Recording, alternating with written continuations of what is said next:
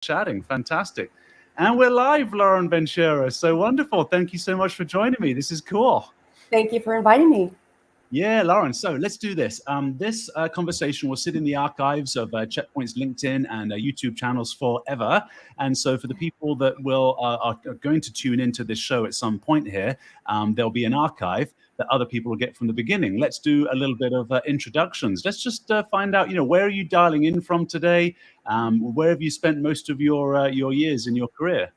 Wow. So I'm dialing in from my home in San Ramon, which is east of San Francisco in the Bay Area. Okay. And I've spent most of my career location-wise, most of it here in Silicon Valley, a little bit in Arizona, and a little bit in Asia Pacific. Did you grow up in the Valley then? Is that why you happened to be there? Or did you go to Silicon Valley because of the amazing tech boom? I grew up in the Valley. Yeah. I like Warren Buffett's line. He says, anyone that's born in the West, and he says especially United States, has won the ovarian lottery, he calls it. Right? Only Warren Buffett can just slam a sentence down in a Mark Twain fashion with so much punch. It's a brilliant line. I never heard that one before. It's good. And then we win these various lotteries, as it were, by virtue of just bumping into people, having conversations. But good for you for being in the Valley and obviously getting on with tech. I spent about 25 years in the Rocky Mountains of Canada. I knew a lot of really good tech people, and I still say to myself, if they were born in the Valley, these people would be, a lot different. They'd be part of that movers and shakers crowd that, we write books about, Mm-hmm. And I recently, last 2 years ago, read another one of Steve Jobs' biographies. And for people not in the Valley, Lauren, you don't really get the genius that was Steve Jobs. You don't really. You're just like, hey, thanks for the iPhone. That's cool, right? Thanks for putting music on my phone. But that's revolutionary. So what was it like for you actually growing up? I'd love to discuss that. I mean, that's super interesting, right? What was it like to grow up, with these people as sort of household names living down the road? Yeah, it was pretty surreal. I mean, most of it I read, of course, in the newspaper, right? The San Jose Mercury News had a Silicon Valley section that I poured over, in the evenings just to see what was going on in the Valley. But it was, I would say, I started I went straight from high school, pretty much, and a little bit of college, but straight into working. And Silicon Valley, as I grew up, was nothing but orchards.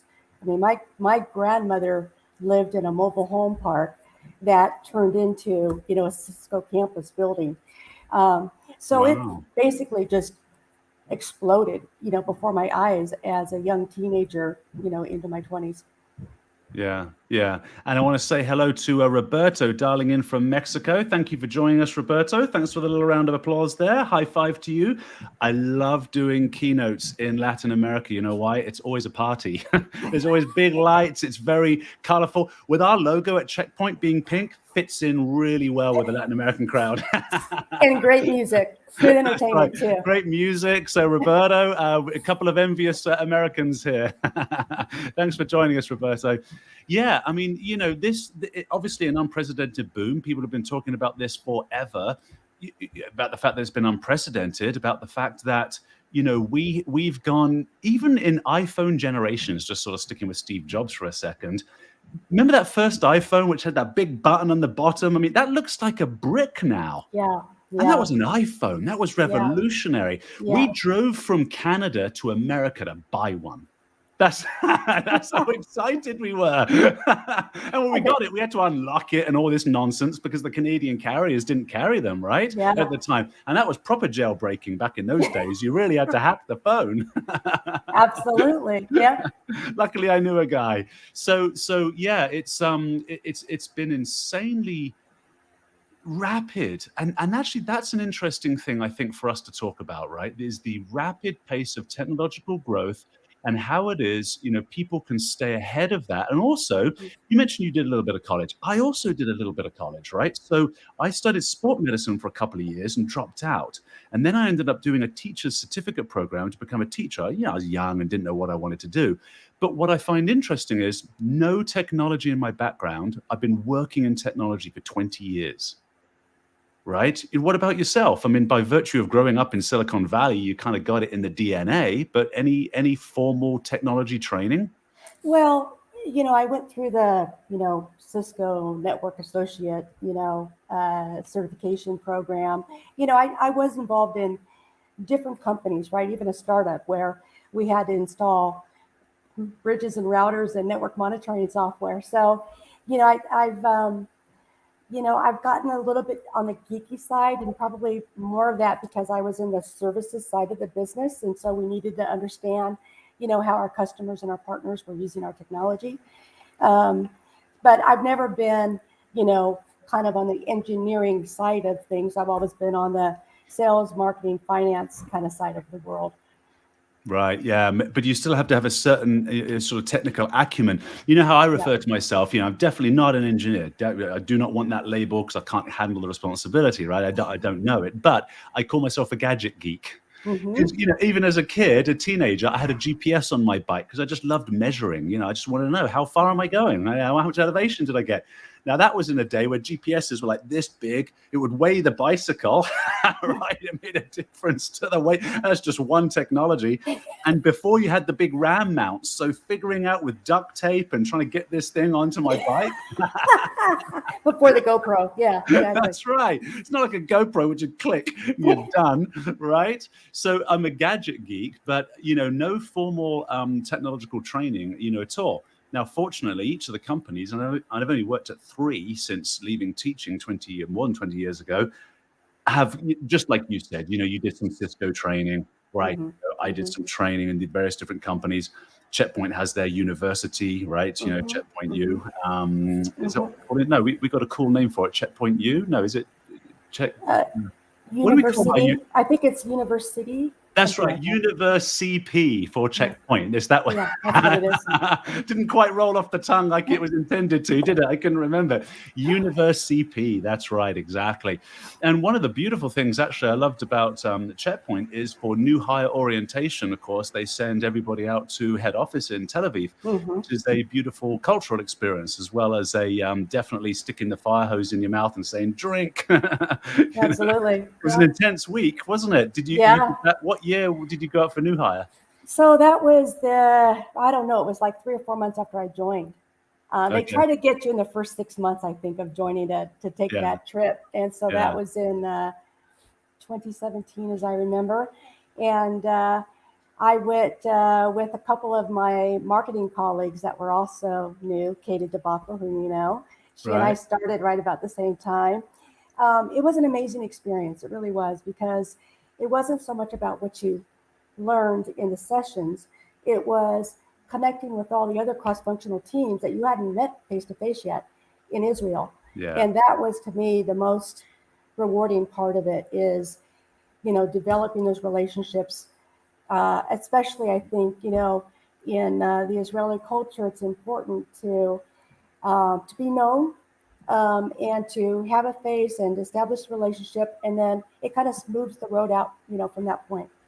Well, I missed that about, the virtual world that we're in today. I mean, obviously we will eventually go back to normal, but it'll be a new normal. It won't be too much different, I don't think. I mean, if you think about the influenza that hit us in 1918, everybody would have thought that the new world would, be completely new. It wasn't that new. We have Yeah. technology today. Obviously, I'm talking to you through virtual means. Zoom's been incredible on all these other technological platforms, so that's cool. But I haven't yet been able to replicate that experience that you've just mentioned, which is Hmm. when we have our big conferences. So Checkpoint, we're currently considering our big conferences for January, February that we normally do, right? Yeah. The Asia community, the Americas community, and then the Europe and Middle East and Africa communities.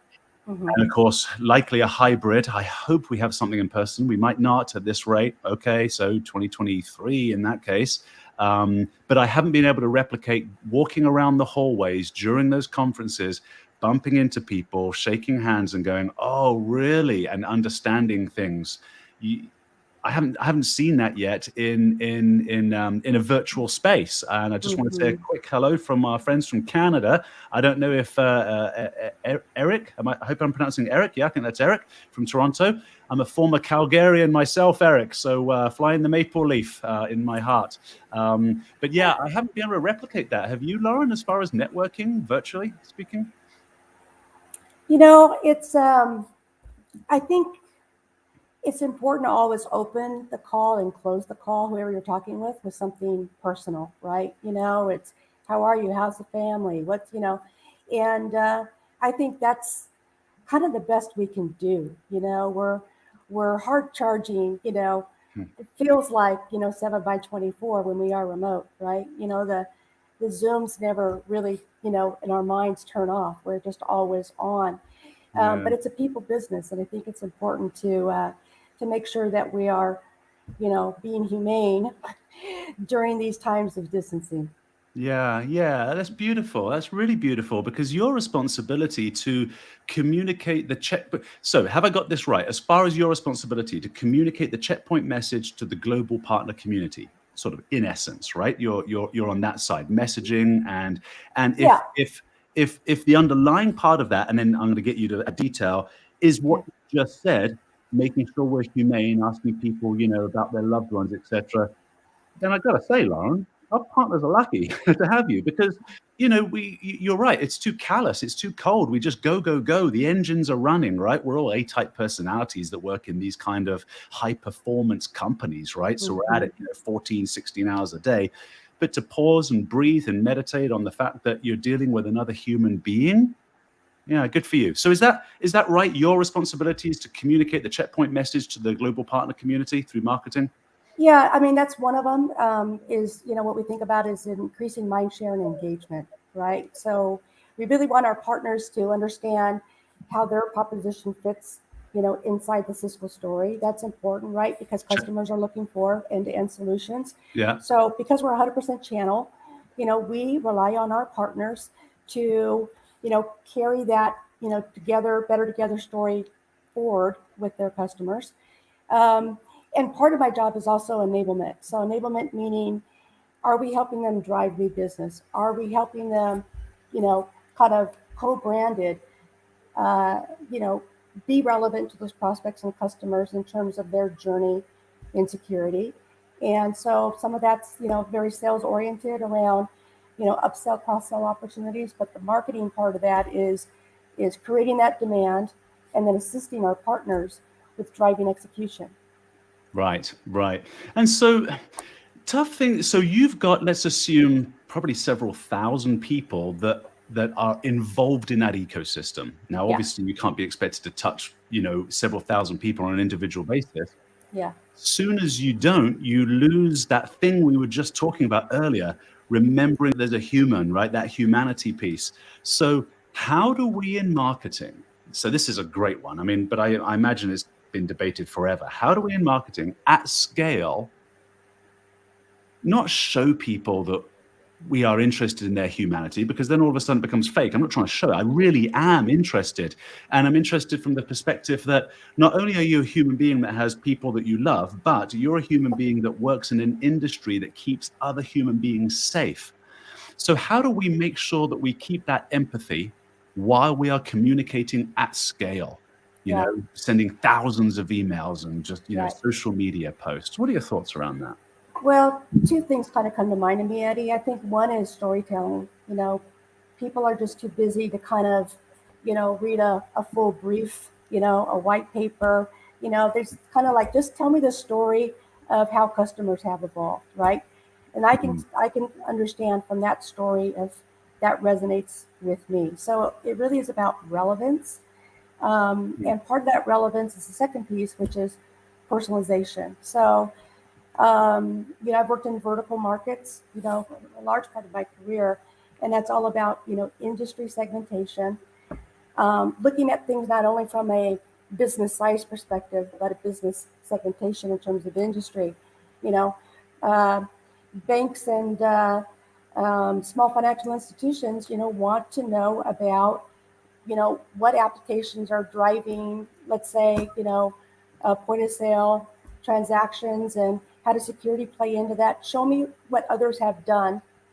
And Yeah. then maybe I can either avoid some potential mistakes or I can replicate and maybe I can leapfrog from where I am today because someone else has kind of shown me the path. So I think the peer-to-peer idea and storytelling, and it's about the experience and not necessarily all about the speeds and feeds of the technology. Yeah, yeah, yeah. That's brilliant. We have some what we call anchor tenants, great customers who love to share the story. There are so many thousands of people that need to hear it. I suppose we can make videos out of them, right? As far as sharing that story a little bit, and making sure that we've got the salient points, as you mentioned, finances. So I suppose Yeah. the reason you verticalize the marketplace is because then the content is more direct, right? So if you're Right. in finance, I'm talking about content for Sarbanes-Oxley, credit card payment That's right. industry, or all these kinds of things. Yeah, Yeah. exactly. Yeah. And then how do we distinguish ourselves from just having one other brochure with one other customer testimonial on it? Do you know what I mean? Because Mhm. there are close to 1,000 mature cybersecurity companies out there. So we Yeah. have customers listening to us right now. Okay. Yeah. Um, Mhm.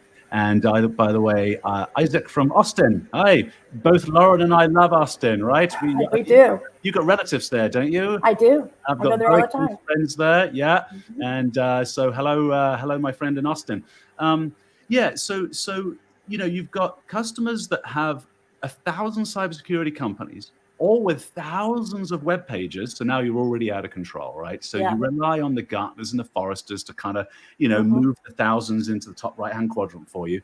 Right. But even there, you're going to look at us and all these other customers. And as a partner, as a reseller, and I want to select, why would I want to select Checkpoint over Fortinet, Palo Alto, Cisco, Juniper, whatever it might Mhm. be, right? And if I see glossy brochures with, a customer testimonial, well, everybody's got a glossy brochure with a customer testimonial on them.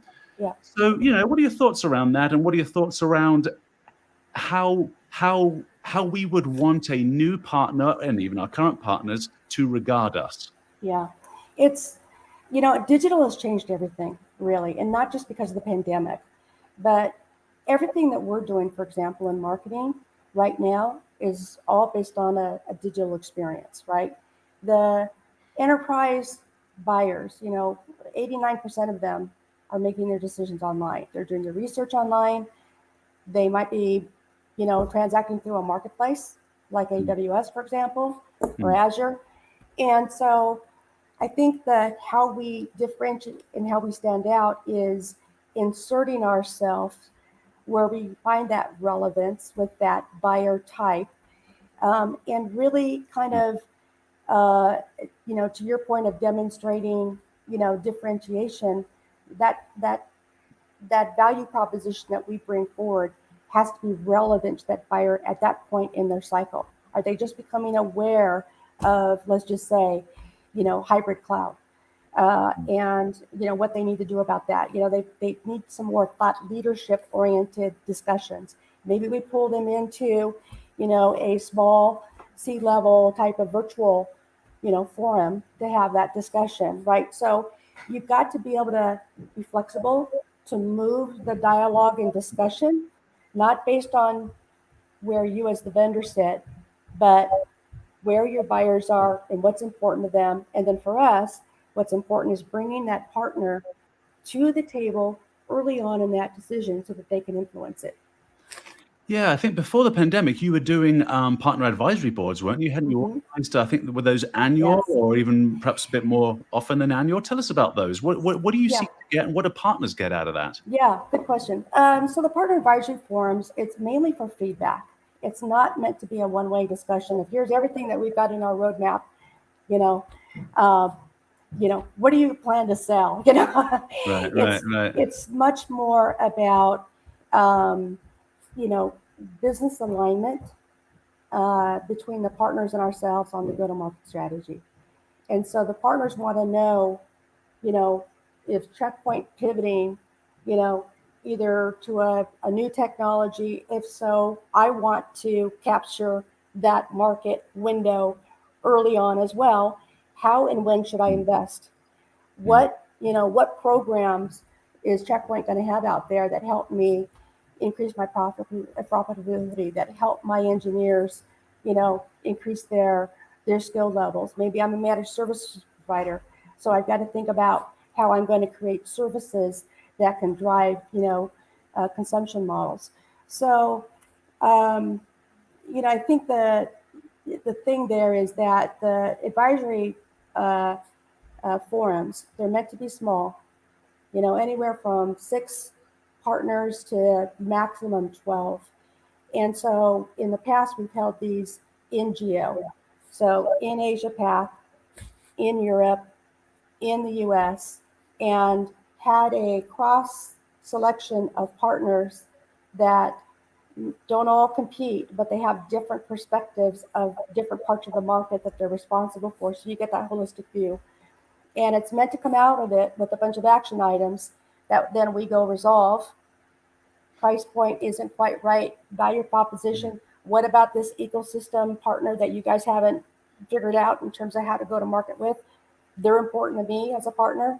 So the more, ecosystem integrations that you guys can integrate into the solution, the better for my business model. And that's kind of what they're there to find out, is how do they pivot and align their business to where we're going so that they can capitalize on a market opportunity.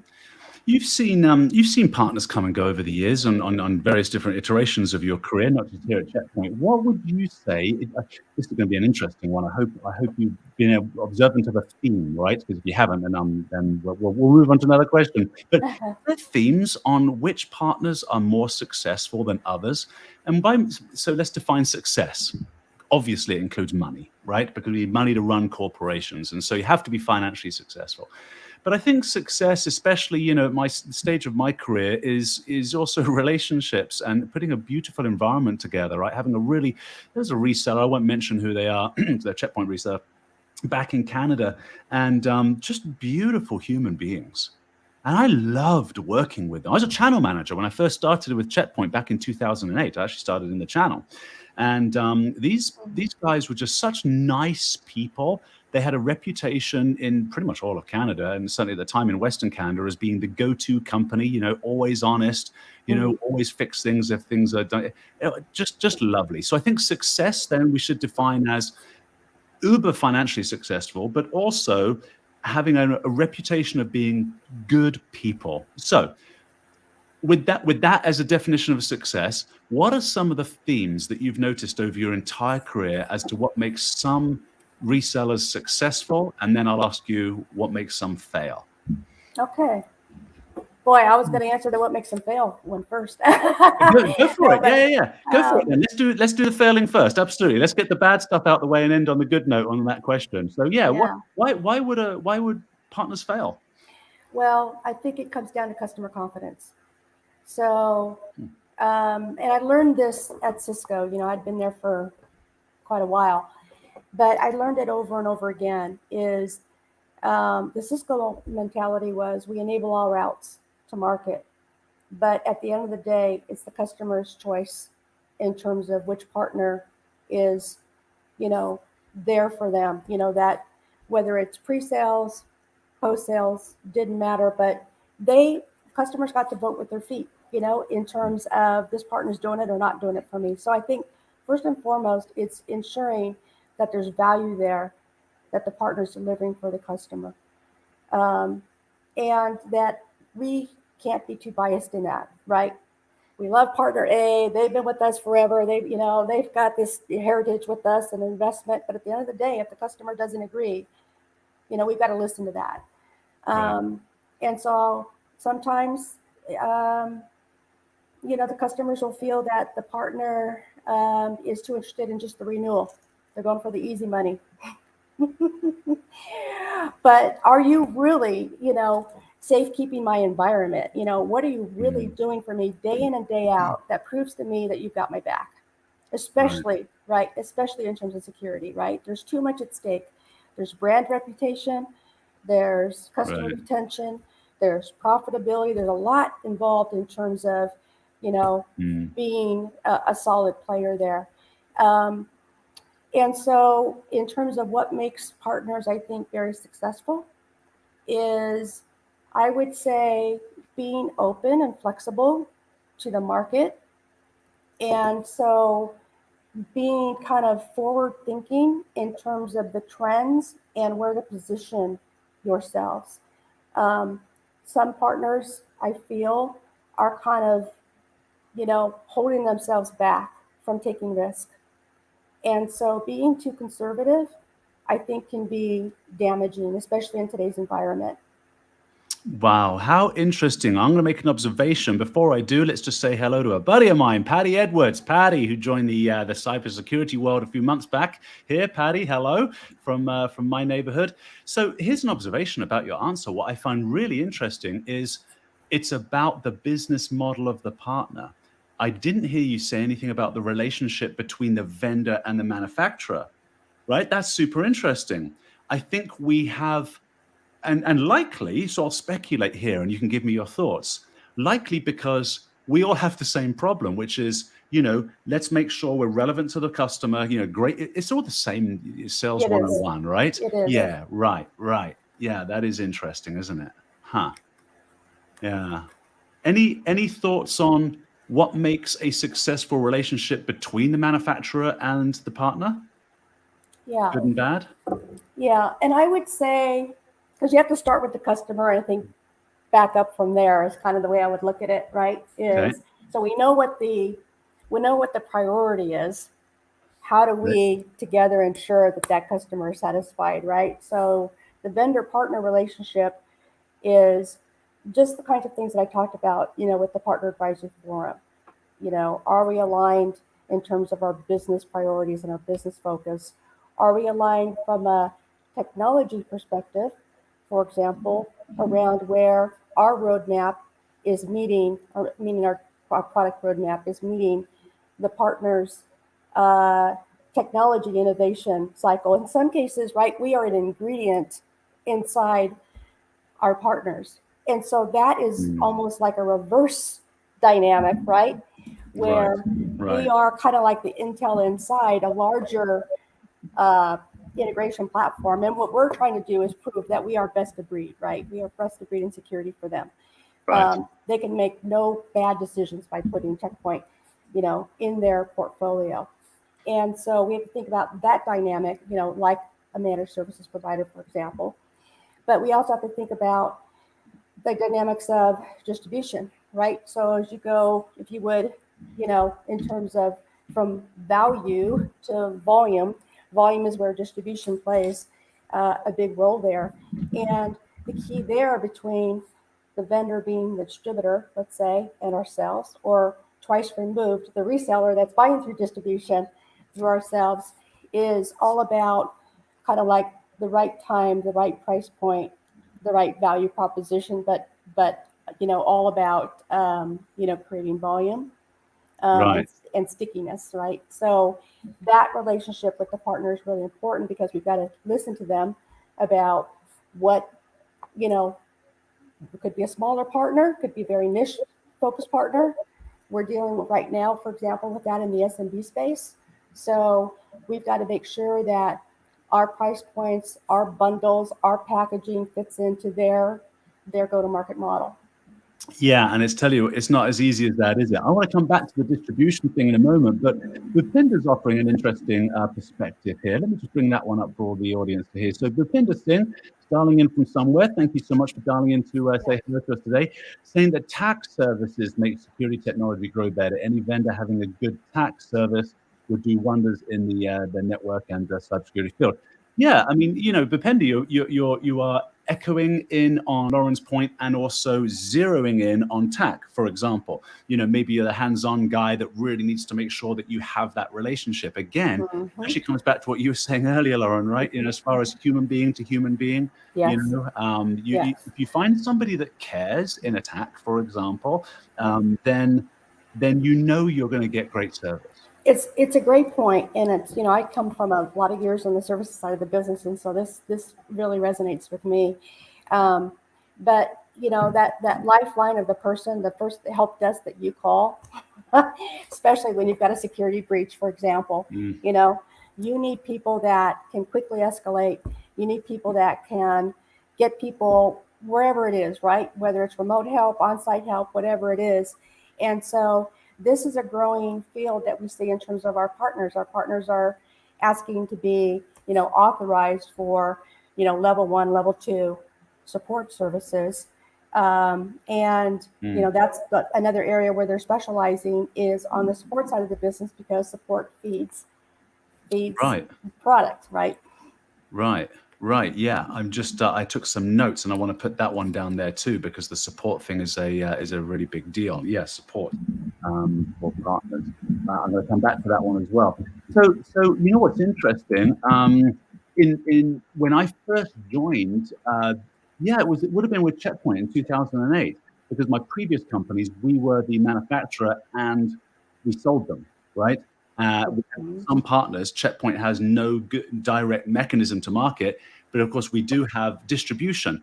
Why do we have that additional layer of distribution? Why don't partners just do disti? I mean, I know they don't and probably never will. And I don't mean to say to our distributors who may be listening to this in the archive that, oh, don't worry about it. Your business is your business. But I just find it interesting that we jump through a couple of different layers. And is that simply because we don't want to be, warehousing gear? We're just not in that business? Like, why is that? Explain that relationship. Mm-hmm. Well, distribution is like I said earlier, it's all about volume. And so it's having the footprint, the broad footprint, to your point, products. There's a lot of value add that the distributors provide to our partners. And it's cost effective for us, because of the scale. They provide scale where, it would have, we're just not, that's not going to be our core competency. Our core competency is all about, our 100% channel model and driving innovation through that, right? So the partners, a lot of them go through distribution, even if they have a very, solid relationship with their manufacturer. Even you take the nationals, right, out of the U.S., the CDWs, they still go through distribution, right? So why? What do they get out of that? So they get a wide variety of technology, right, that they don't have to stock. It's all about inventory turn and where the product is at point of. That's what distribution's all about, right? Is right product, right place, right time of buyer. It's just in time, and so they are the best to do that, and we do rely on them for that. But what's also kind of coming into the middle of these things is the marketplaces. So the marketplaces are yet another. Some distis are going into marketplaces. Then you've got the cloud providers, and so that's just another example of where the buyers are, going to various points of transaction points of the buyers, right? So really, it's becoming very complex. The end user also looks at the distribution's websites and sees all the products that they really. Yep. How interesting. Yeah. And distribution centers typically, maybe not, you tell me, is it, I can provide anything, or are they also specialized organizations? They're becoming more and more specialized. Okay. Yeah, they truly are. They have, line cards where they've got, probably, hundreds and hundreds of products on there, vendors, right, that they're managing, and they're always looking for, who to add to their line cards, who to take off, and how to, specialize and streamline that. That's a constant thing for them.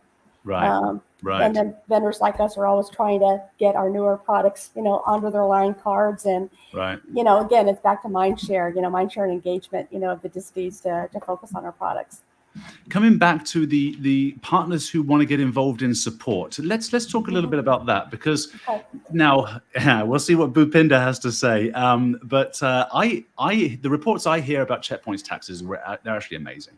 So actually, I had Kevin Charles on this show a couple of months ago, We had an amazing conversation about the Olympics and camping and kayaking as well as TAC. so great guy. I hear great things coming out of the Ottawa TAC, certainly. I think we have 5 now globally, something like that. And so why would a partner want to be involved in a TAC or in first line of phone call? And how many are roughly? What does that look like? What benefit is it to the end user? So the reason a partner would want to is because they view their services capability as leading edge, whether they're a managed services provider or not. For example, they have probably already invested in field engineering resources. They're already on site at some of these customers. Now it kind of only makes sense that level 1, level 2 support is something that the partner can add on for more value add. It could be co-branded with Checkpoint. The customer feels like, wow, I got the power of both companies behind me, and they are, they're hand in hand, and so we call that collaborative support. And that's really what the customers want. They want that safety net of, I don't want to care about who to call. Right. And the finger pointing that sometimes goes on, especially with the multi-vendor network. And they're saying, I want a single throat to choke, meaning partner, but I want the vendor to back them up 100%. So that they have the skills, they have the resources, they have the empowerment. Part of that is to make sure that they are logging into the same systems that the Checkpoint engineers are, right? And so that they have view into the trouble tickets, that they can be on top of things and not be so wholly dependent upon us. Right. Yeah, exactly. No, I'm pleased actually when you put it like that. I'm so pleased that we provide that for people. Okay, let's talk a little bit about. We're doing great for time. Maybe 10 more minutes or so. Let's talk a little bit about the competition in the marketplace. So you touched on this point a few moments ago, and of course, as a channel manager back in Canada, I had to deal with this all of the time. I've got, as I mentioned, this wonderful little company that I absolutely adored, that everybody had a great reputation with. But as you say, it's you can't play favorites to anybody, and so in what I would do, this is me, I'm not speaking on behalf of anybody at Checkpoint, but myself, I'll go sometimes, it'd be nice if they use that company because I know they get treated well, right? But you've got to let the gladiators compete.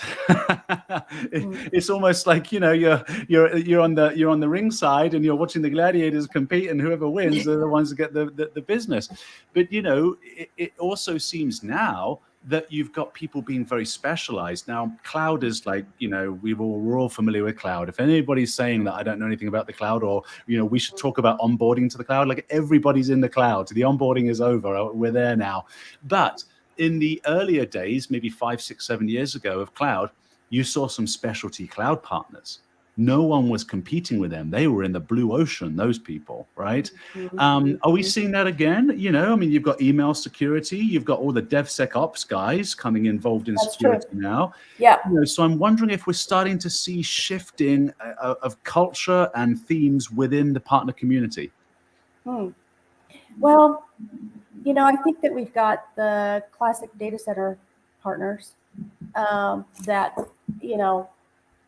have the larger, let's just say enterprise, customers, but the born in the cloud partners, kind of small, nimble, software orientation, they are really kind of interesting. Now, the question is,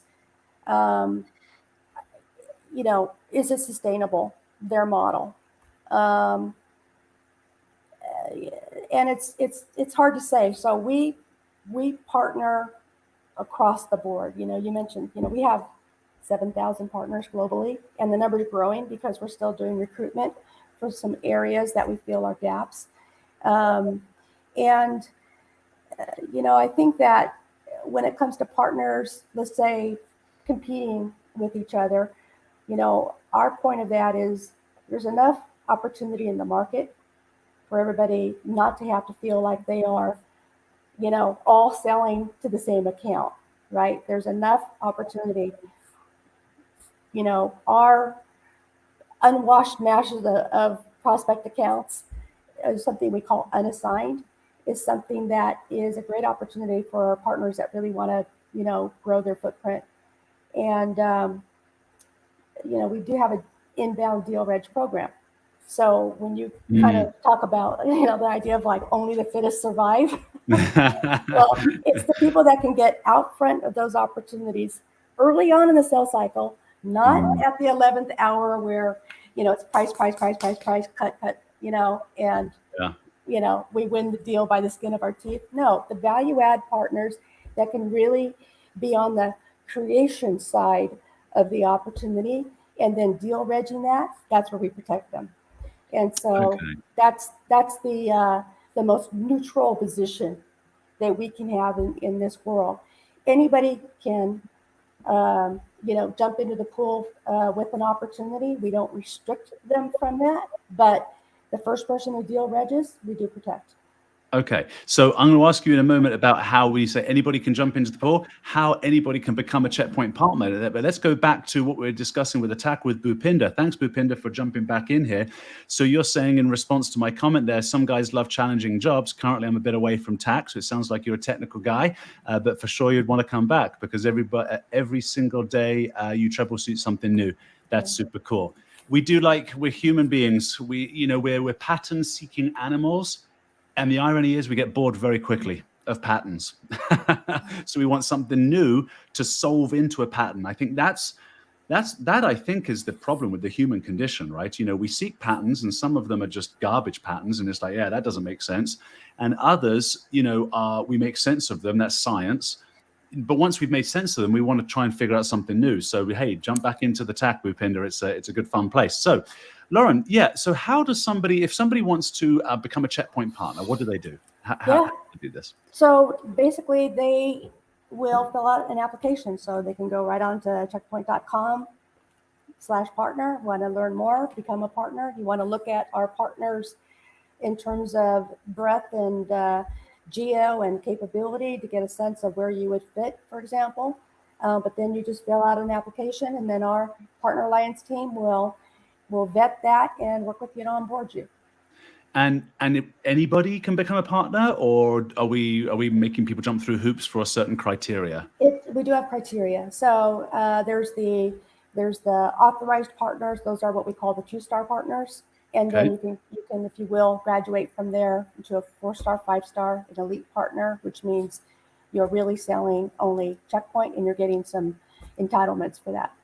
Right. Okay, fantastic. Let's get to Eric. You're still with us, my friend. Thank you very much. Eric's got a question here. Do you see a need for incident management, considering any potential remediation? NARC-TAC, predominantly focus on assessment, cause, workarounds, and lastly, remediation, which generally takes time. Yeah. Do you want to go first, and then I'll jump in on this one too? I love the whole remediation You stuff. feel free to go first, and I'll follow you. How's that? Sure. Well, so I was going to mention earlier, we had Dan Wiley, who is the head of our incident response team, on this show, as a matter of fact, quite a few months ago.